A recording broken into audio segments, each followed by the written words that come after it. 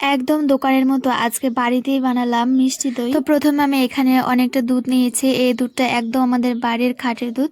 তো আপনারা চাইলে গুঁড়ো দুধও ব্যবহার করতে পারেন এর মধ্যে। তারপর এই দুধটা খুব সুন্দর করে জাল করে একদম ঘন করে নিতে হবে, যাতে এই দুধের মধ্যে একদম জল ভাবটা না থাকে। তারপর মিষ্টি দই বানাতে যেটা লাগবে সেটা হলো চিনির ক্যারামেল।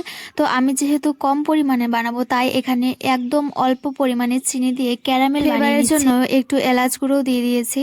তো তারপর ক্যারামেলটা হয়ে গেলে এখানে আগে থেকে ঘন করে রাখা দুধের মধ্যে ক্যারামেলটা দিয়ে দেবেন। দেখুন খুব সুন্দর কালার। মিষ্টি দই বানাতে যেটা লাগবে সেটা হলো টক দই। তো চিনির ক্যারামেল দিয়ে যে দুধটা রাখা হয়েছিল সেই দুধটা আর টক দইটা ফেটে নিয়েছি। তো টক দই আর সেই জাল করে রাখা দুধটা খুব সুন্দর করে মিক্স করে নিতে হবে। তারপর মিক্স করা হয়ে গেলে কড়াইয়ের মধ্যে দিয়ে দেবেন জল, আর একটা স্টিক দিয়ে এই বাটিটা সেই গরম জলের ওপর বসিয়ে দিতে হবে। 30 থেকে 40 মিনিটের মতো এই দুধটা খুব সুন্দর করে জাল করে নিলে এরকম দইয়ের আকার ধারণ করবে। তো তারপরে এটা আপনারা নর্মাল ফ্রিজে রাখতে পারেন কিছুক্ষণ। তারপর এটা আপনারা ভগবানকে ভোগ লাগিয়ে একদম দোকানের মতো পারফেক্ট খেতে হয়েছিল। তো হরে কৃষ্ণ। যদি ভালো লাগে লাইক কমেন্ট শেয়ার করে দেবেন, আর নিজেরাও একদিন বানিয়ে ট্রাই করুন। হরে